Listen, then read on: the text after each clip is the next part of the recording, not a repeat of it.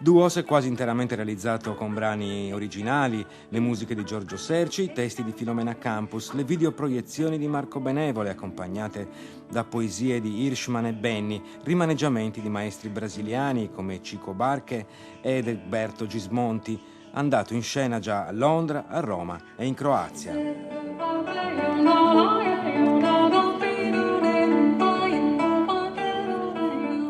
Il prossimo appuntamento di Filomena Campus nel binomio Regno Unito e Sardegna sarà a fine ottobre a Londra con Paolo Fresu, a Soho, uno dei templi del jazz.